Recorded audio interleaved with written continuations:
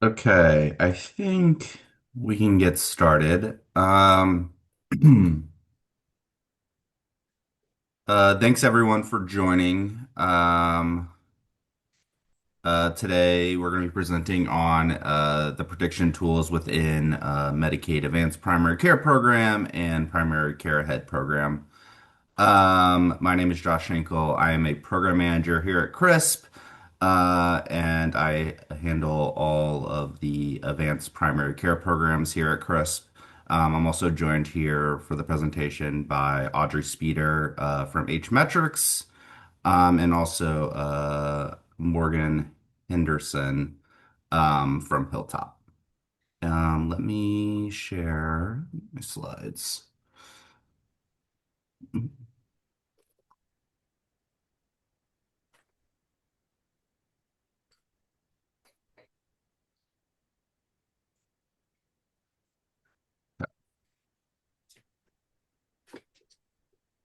Can everyone see my slides? Okay, thanks. As a reminder, this presentation will be recorded. We will be sending out the video as well as the slides to all the registered participants for this webinar after the call. Um, Okay, so the agenda today is I'm going to do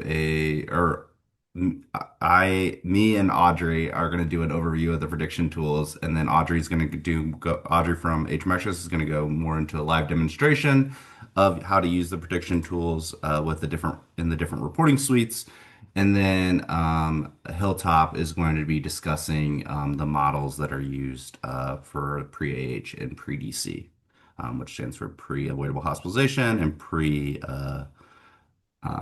diabetes complications. Here's the some overview of the prediction tools. Risk scores are based on Hilltop's pre-avoidable hospitalizations and pre-diabetes complication models that they have created. Primary Care Ahead and MDPCP participating practices can view risk scores for their attributed beneficiaries within the MDPCP and PC Ahead reporting suite. For those in the Medicaid Advanced Primary Care Program, practices can view risk scores for their panels within the multi-payer reporting suite.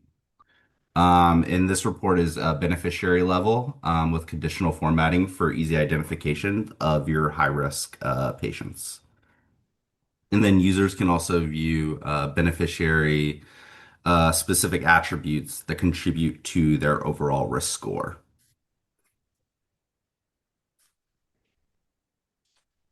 So where to locate the prediction tools within CRISP reports. So they are located in two reporting suite. They're located in the MDPCP PC Ahead reporting suite, which would include the attributed beneficiaries for your practice. It's under the care management subcategory. And as you can see, it just has prediction tools right there. It's also within the multi-payer reporting suite, which is the panel-based reports. And for those of you and within the Medicaid Advanced Primary Care Program, this is where you would go to view it. And it's at the bottom of the reports that are available within there. And with that, I'm going to pass it off to Audrey Speeder to discuss more about the prediction tools. Great. Thanks, Josh. Good afternoon, everybody. Thanks for joining us again for our third and last training on these reporting suites. So as Josh introduced, we're going to be focusing on the prediction tool report today. I'm going to give you a high-level review of how the reports themselves function, and then pass it over to my colleague Morgan, who's going to give you all the details of how the scores were developed, what goes into it, and all that good stuff. So these are just two quick screenshots. I'm going to show you live instead. So Josh, I'm going to take over and in a second, there you go. I'm going to take over and show you the prediction tools reports from both reporting suites. So as Josh introduced, I'm going to show you from the MDPCP and PC Ahead reporting suite, and then from multi-payer. Functionality, virtually the same once you get in there, but just want to make sure that the access points are clear. So right now I'm looking in the MDPCP PC Ahead reporting suite. It's a little bit, actually it's a little bit grayed out, but if you click on prediction tools from MDPCP, the first thing you're going to see is a drop down here. And this is your point to select which prediction tool you want to show in the reports. Morgan and his team are going to walk you through the details of the pre-AH and pre-DC tools today. But you do have also a hospice eligibility and advanced care planning. They'll touch on that briefly. You do have these three tools to choose from. So we're going to go ahead and select the avoidable hospital utilization just to get us started. So you do need to pick one before the report populates. So once you are in your report, I just want to give you a quick lay of the land of where we're looking here. If, yeah, so this is a beneficiary level report. Again, this is my demo site. There is no PHI on your screen. And what this contains is all of the beneficiaries that are going to be in your roster or in your attribution list that you have loaded. So this provides you with their quick demographic and clinical characteristics. Let me get you a better view. There you go. So starting from left to right, you have their ID numbers, their name, sex, date of birth, just general demographic categories, as well as their practice indicator, HCC tier, and heart indicator. So we want to make sure that we're providing the practice level details related to MDPCP and PC Ahead participation, and also give you a quick indicator of the beneficiary's utilization, being their count of PQI-like events and ED visits, or whether they're a super utilizer. These are particularly important because we are talking about, for this model, the avoidable hospitalization prediction score. So we want to make sure that we're providing you with some baselines of what their current utilization or their historical utilization is. So the prediction score is effectively a score. Morgan is going to tell you all about that, but this is the likelihood of each beneficiary experiencing an avoidable hospital event over the next few months. And what we do to help ground you in your population is provide some conditional formatting to help you identify which beneficiaries are in the top percentile of your population. We have the 2nd to 5th percentile, 6th to 10th, 11th to 20th, and then follow everybody else below in just gray. And this gives you a good cue of just how your population is faring by that risk. So this is conditionally formatted. This is just based on their percentile for the population. And then we have our claim payment amount to help you put that utilization into Medicare spending or into Medicare dollars. If you're interested in only highlighting the population within a specific risk tier, you have a drop down here. I can say, please show me everybody within my top 5th percentile. And by applying that, your report is automatically going to update to only those that are going to be effectively red and orange, those within your top percentiles. We do have an added functionality. I don't see anybody in my demo data that has this characteristic, but these prediction scores do get updated every month, and Hilltop does run the model on them every month. And we do have an indicator that if there is a significant enough change in somebody's risk score month to month, we do flag that for you. So you might see a green arrow pointed up or pointed down, and that is an indicator that specific individual's risk for experiencing an avoidable hospital event has changed measurably from the prior month. So just a good way to kind of keep your eye on that to see if there's anybody in your population that has changing risk, which is sometimes much more important than just having high stable risk.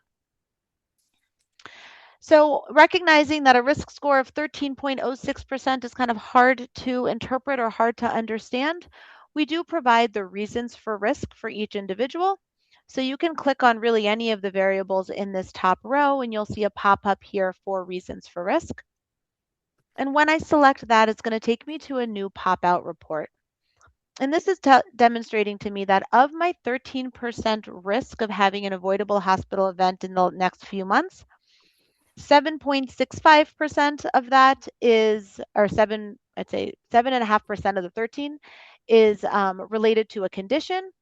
We also have factors related to the demographic characteristics of the beneficiary, pharmacy utilization, so drug utilization, or other utilization.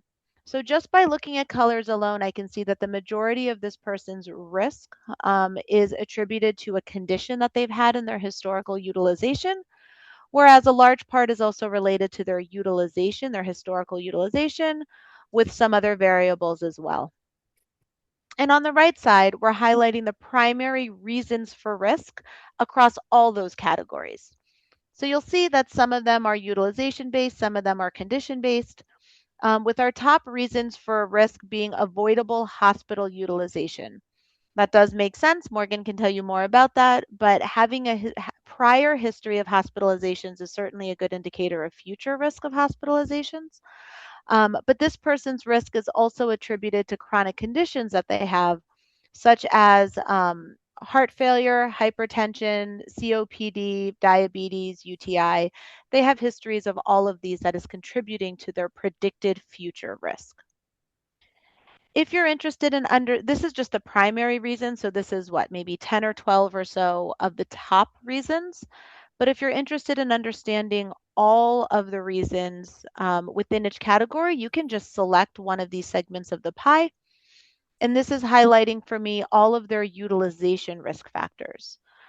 So we're hoping this is a helpful way to operationalize this a little bit. So if you understand the reasons for someone's risk, you have an opportunity to kind of intervene or triage that with the hopes of potentially avoiding that future risk moving forward.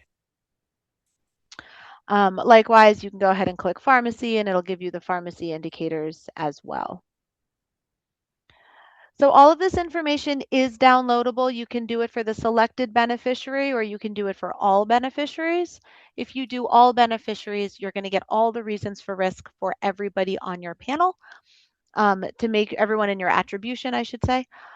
So you can review that in-house, incorporate it with your other work streams in your organization.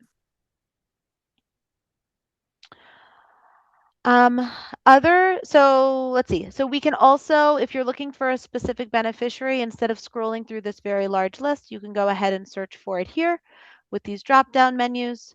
And like I said, you can isolate only the risk panel that you are interested in. While we're looking at pre-AH right now, if I want to go ahead and modify and I want to switch over to my pre-DC, you can use this drop down here. You do not need to exit and re-enter the screen. You can just toggle between all of your risk scores right here. And we are now looking at the scores for pre-DC, which is our diabetes complication risk model. And you'll see that the functionality is exactly the same. Risk scores are generally higher in this model than they are for the avoidable hospitalization, and Morgan can tell you more about that. But you have all the same functionality across all three models to understand the risk across these topics for your population. All right, so that covers, that covers our MDPCP. Let's switch over to multi-payer. So if you are a Medicaid Advanced Primary Care participating entity, oops, lost connection there. Let me try that again. I'm going to show you the prediction tools in multi-payer. It functions exactly the same. Our columns are just slightly, actually our columns are just slightly different here, but the functionality is all the same. This will be based on the panel and the roster that you have uploaded.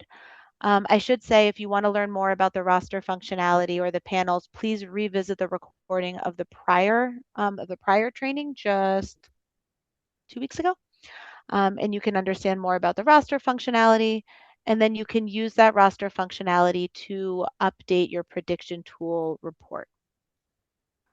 So the only difference here is that since we are looking in a multi-payer reporting suite, we have Medicaid data as well.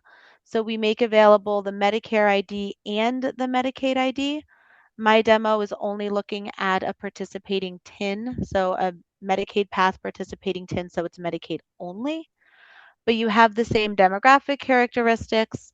and the same high utilizer characteristics of PQI-like utilization and greater or equal to or greater than 4 emergency visits in your recent history. Again, functionality is all here. I'll click through just for you. You can get reasons for risk um, to understand more about what is driving an individual's specific risk. Again, able to filter to any category by selecting a segment of the pie. All right, I'm hoping that gives you a kind of a quick lay of the land of the way the tools are utilized or the way the scores are visualized in these reports. I'm going to pass it over to Morgan and his team now, and they can tell you the kind of the technical underpinning of how these scores are developed, where they come from, how they're updated, and then happy to answer any questions. Actually, Josh, are there any questions now you want to cover, or should we jump to Morgan and then come back? There's one question that I wasn't sure how to answer, but this might be a Morgan question, but is this using SHAP values, SHAP values, or rules-based groupings? Interesting. Maybe we will touch on that. It's based on this multivariate predictive model, multivariable logistic model to be precise. So, rules-based, no. SHAP, I'm not sure what SHAP stands for in this context. If Mr. Fairclough wants to elaborate over chat, happy to discuss it. But perhaps we'll get into it in the next part of the presentation. Okay. Okay, Morgan, do you want me to share the slides or please do. yes Yeah. for you? Okay. Yep. Thanks, Josh.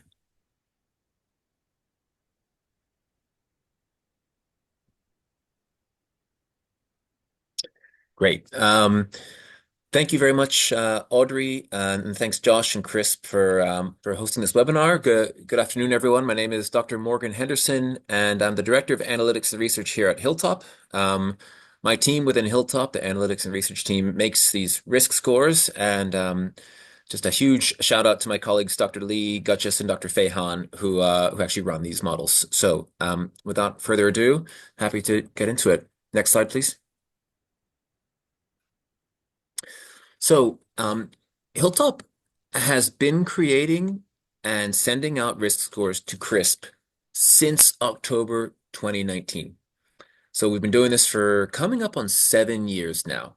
And so what we have here is first let's look at that list of vertical boxes on the left. We currently have 3 models that we create and we score and they go to CRISP. There's a pre-AH model. And so that is our likelihood of avoidable hospital event model. That's our flagship. That's the one we've been doing for 6.5 years. And then we have our pre-DC model. And so that is it's a totally separate model.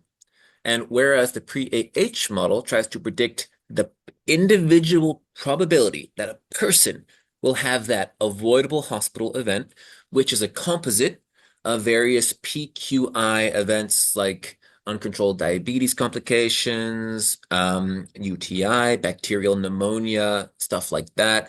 That pre-DC is laser focused on severe diabetes complications.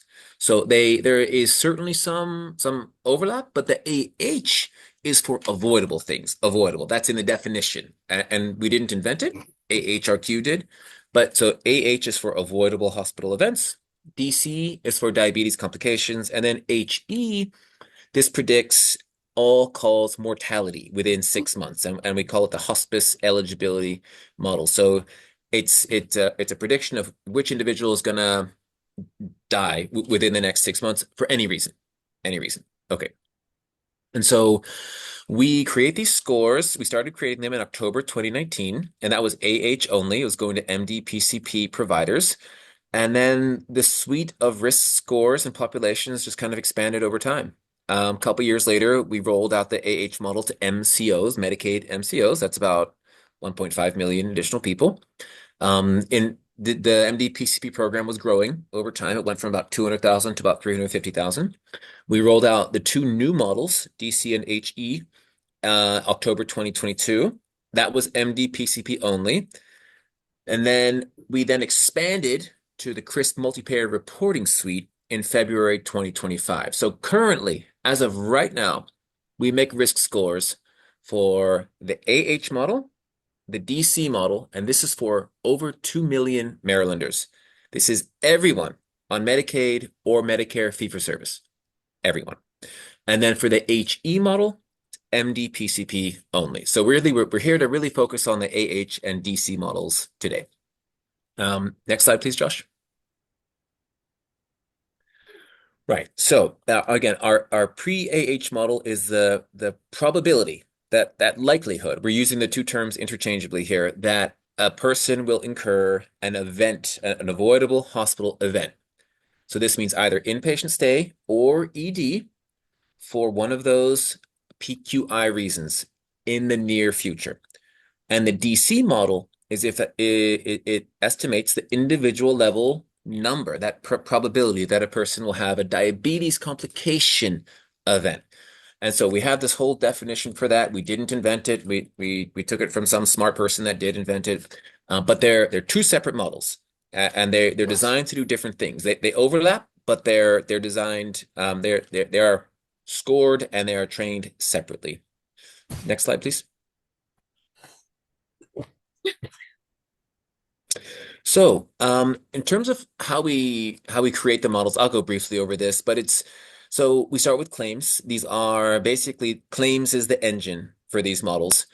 And at Hilltop, we know claims very well. This is our bread and butter. And these models are really based on literature reviews. They are the opposite of black box, just pump your data into some AI model and get predictions at the other end. This is the complete opposite of that. This is glass box. So we use structured literature reviews to identify those risk factors. And then we use stakeholder feedback. We talk to medical doctors to get their feedback on our risk factors. And then we code them up. And kind of like, oh, you saw with Audrey's presentation, these become the reasons for risk. So we can say, we can say not only Mr. Jones has a high probability, but we can say it's because he had heart failure, he has history of UTI, and he had a bunch of avoidable hospital events in the recent past. That's the power of having that structured risk factor approach. It makes the models extremely transparent and extremely explainable. We retrain the models every 3 months. And so we refresh those relationships between those underlying risk factors and the actual outcomes. And then finally, we score every single month. So every month there's fresh scores based on the latest possible claims data going to CRISP and making it made available to the providers through the portal. And then finally, everything is written down.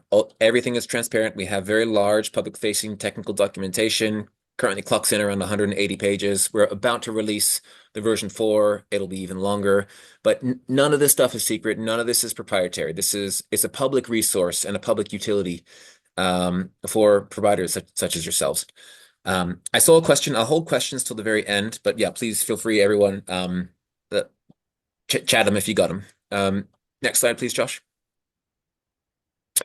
And so then again, just diving a little bit deeper on the data sources, claims. So Medicare or Medicaid, as the case may be, ranging from beneficiary demographics to facility institutional claims, professional claims, the pharmacy claims, of course, and then DME special services.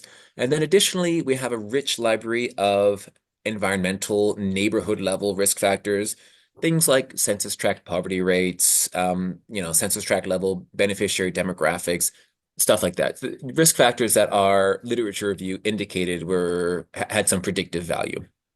And we get these from a variety of sources, I think currently around 10. Next slide, please. So then in terms of our risk factors, so that was the data. Now what do we do with that data? Well, we turn them into structured risk factors. And so we currently have around 220, depending on the model. And yeah, there's about 40 environmental. So again, this is like census tract level, zip code level factors. We have many, probably about 100 condition-based factors. A lot of these are based on Medicare's CCW algorithms. And so they use claims to identify if a person has a condition. It's impossible to precisely identify if a person has a condition just in claims because that's not what claims are for.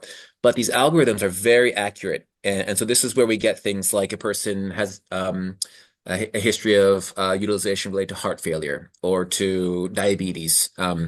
This is where we get them, the CCW algorithms. Demographic risk factors, of course. We have a good number of pharmacy-based risk factors, which are kind of zoom in on which prescription drugs the person takes, and then utilization-based risk factors as well. So, the number of ED visits in the last 6 months, stuff like that.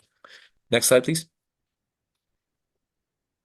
So then this is just, I always like seeing this slide because I kind of like to see how things are actually done. This is really a snapshot of what it looks like when we're actually making these scores.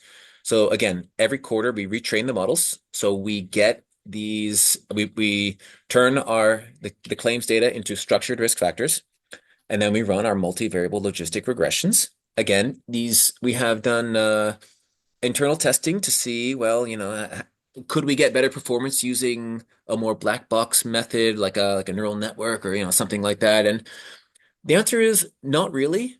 And the multivariable logistic, it's this is a pretty simple method, and it's very transparent and explainable. And so we think that the transparency and explainability is absolutely paramount. So that's why we use the multivariable logistic regressions. So what do we see? We see that every risk factor has a coefficient, a weight, if you will, and then we just kind of looking at these tables. So for example, we're looking at, and so these are screenshots from our public facing documentation. None of the stuff is PHI. We're looking at table 15, the pre-AH model.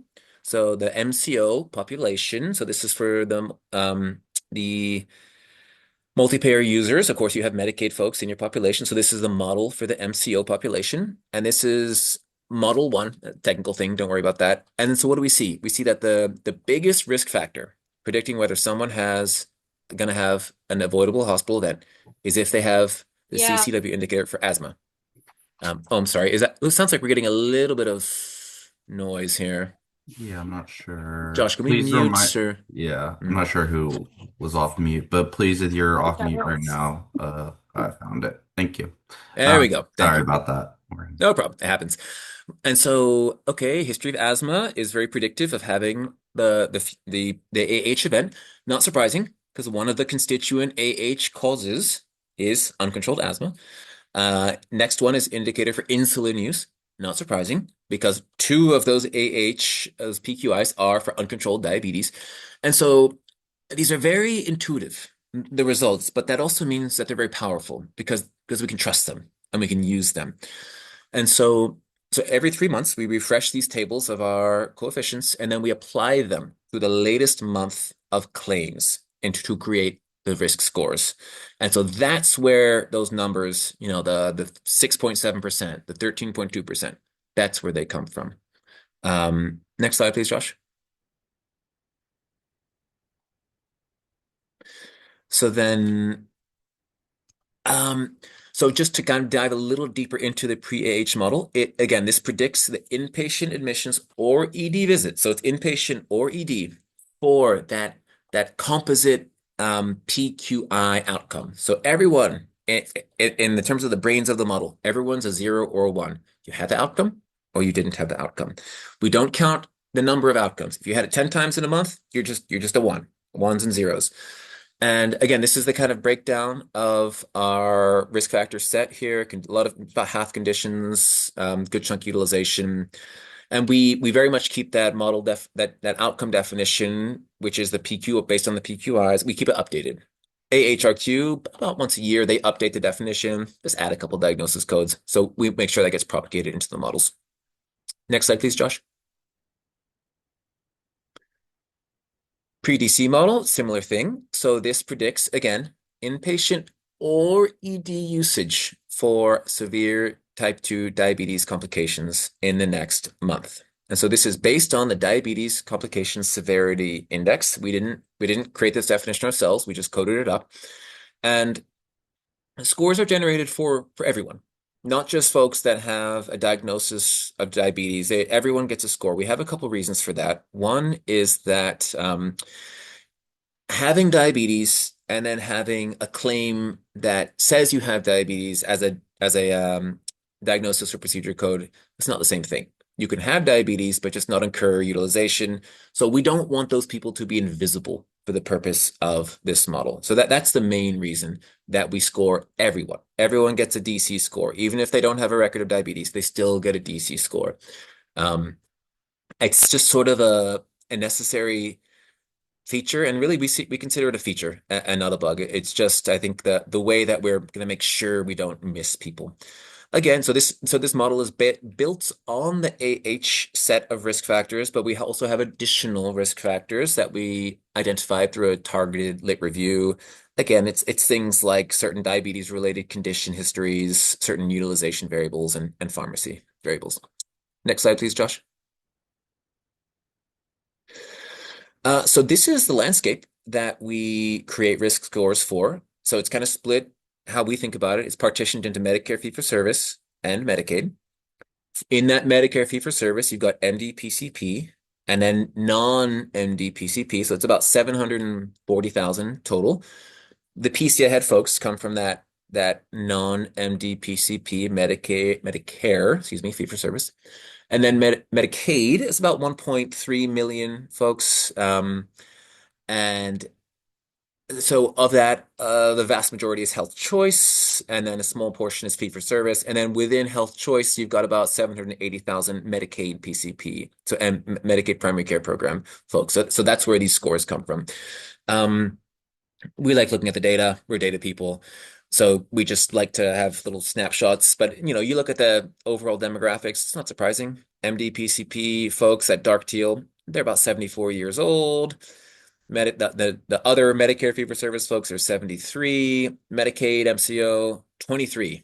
Always surprised me, so young.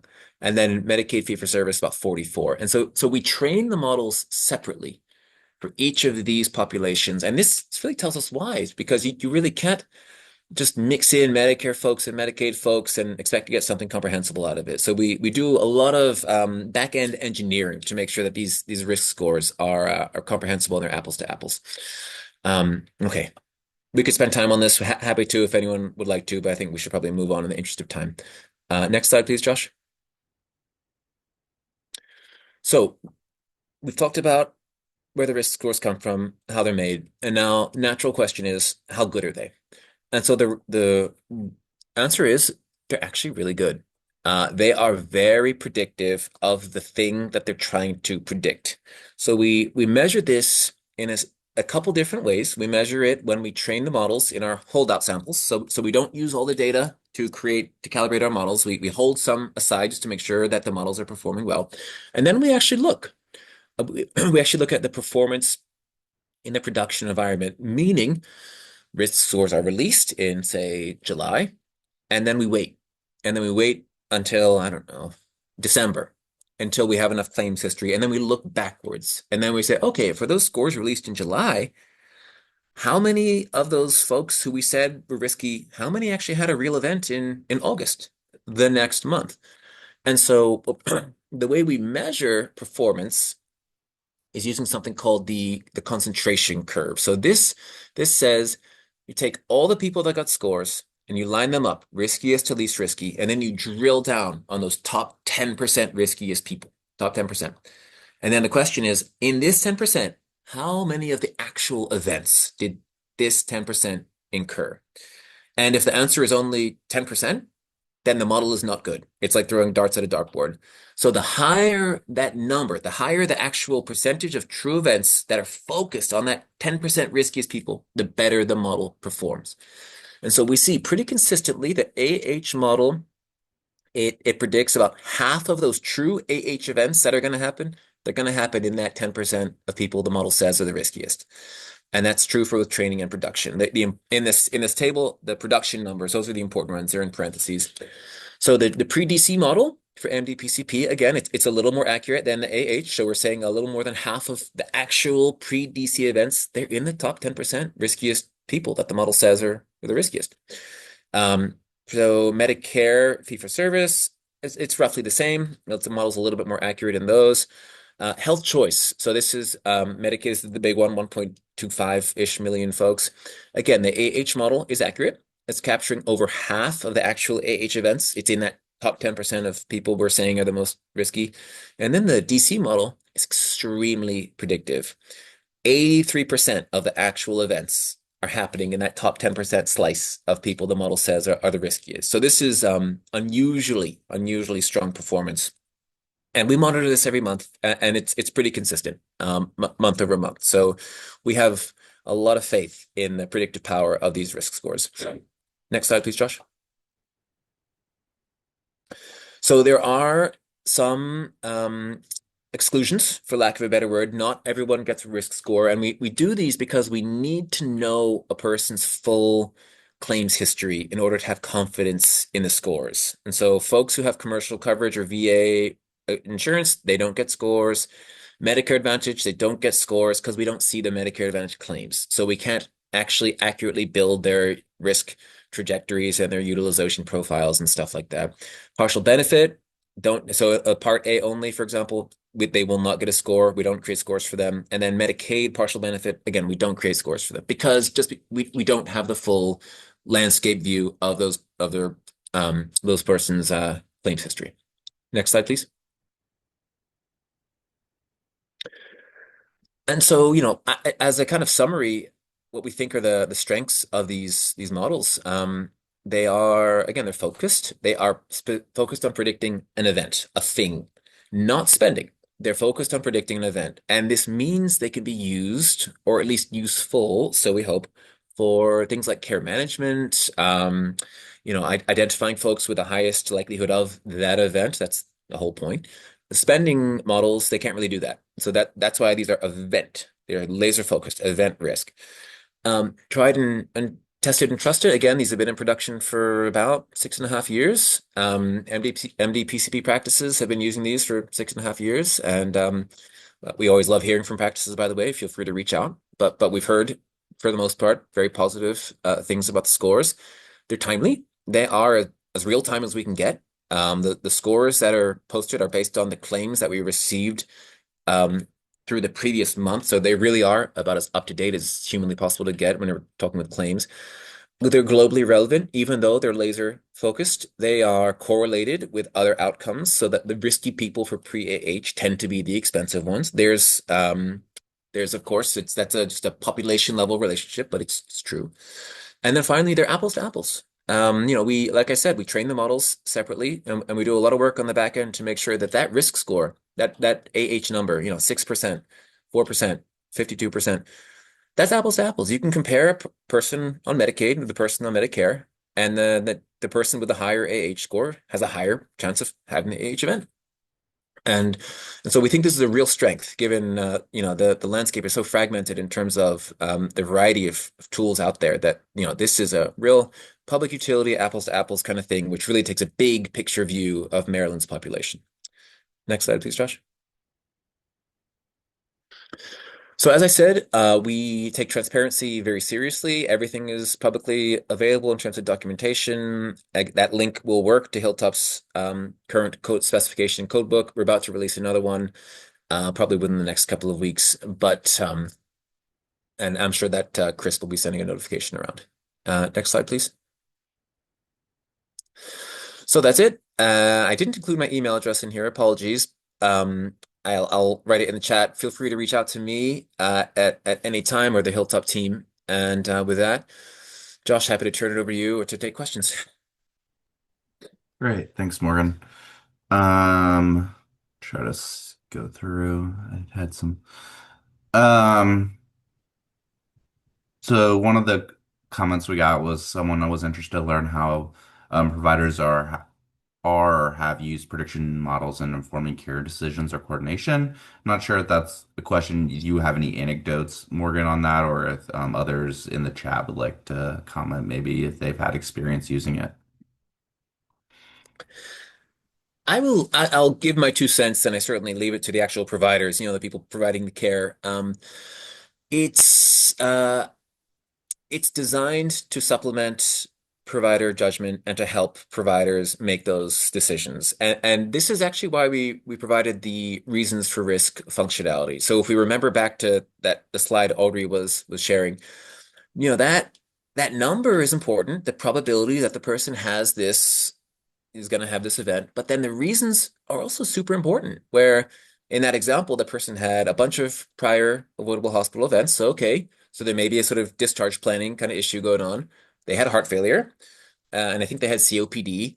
And so there may be medication related issues going on. There may be, I don't know, access to specialist visits or something. And this is really not it's not my world, so I defer to the experts here. But we strove to provide the data which can help the providers to understand what's going on in an efficient way and to hopefully create those kind of customized, kind of data guided care plans.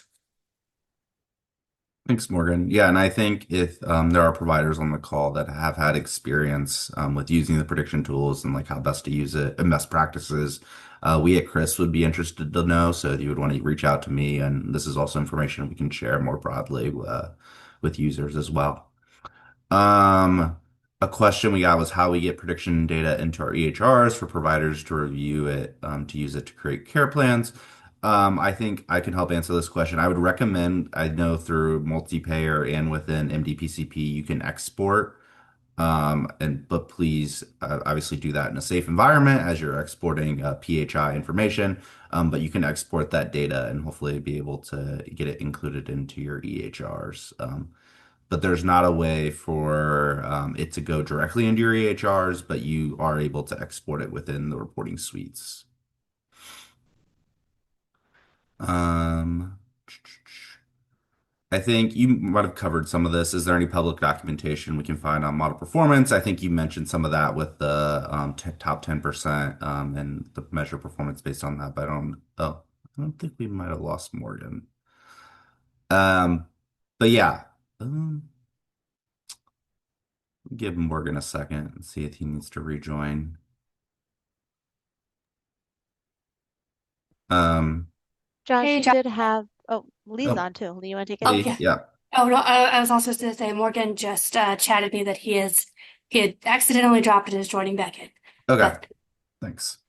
But Josh, his slide prior had the technical documentation link, so you can Yeah, get it from there. But there's also in the application suites in both of them, if you click the help button on the top right, that will take you to the technical specifications as well. thanks, Audrey. And then I also know, let me go back, for um, performance, I know that this has a lot of information regarding that as well. So I want to highlight this slide. I think Morgan has rejoined. Apologies. What did I miss? Their last question was just about specifications and performance. So I know Audrey mentioned on that we had a slide regarding where to find the specifications within the model specification and codebook link you put in, and then I also highlighted the measure performance slide that you had put in as well. Perfect, thanks. Yeah, we didn't go that deeply into the technical stuff in these slides. We're always happy to talk technical stuff offline. Yeah, the it's basically large multivariable linear logistic regressions. We partition the models based on how much claims availability is each person has. So we actually run separate models for each submodels for each model. There's technical stuff. We're again happy to talk about it. But yeah, the big picture is they're multivariable logistic models with about 200-ish risk factors. We do variable selection to retain the significant ones, and the models perform very well. Um, Last question I see in the chat is how recently does a beneficiary need a claim to receive a risk score? Is it within the last 24 months or oh, Now that's a good question. So I think that's we make risk scores for people that don't even have any claims. We just use the demographic factors. So everyone meeting those participation criteria. So for MDPCP people, are you in a provider's panel? For non-MDPCP, it's are you in Maryland? Do you have traditional Medicare A and B? Um, they'll get risk scores. They'll get them. The more claims history they have, I think the better the risk scores will be because we know more about them. But everyone, even regardless of utilization, they still get risk scores. Thanks. That's the last question I see in the chat. Yeah. Does anyone have any other questions?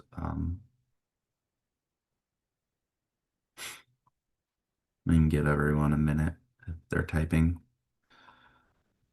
Um,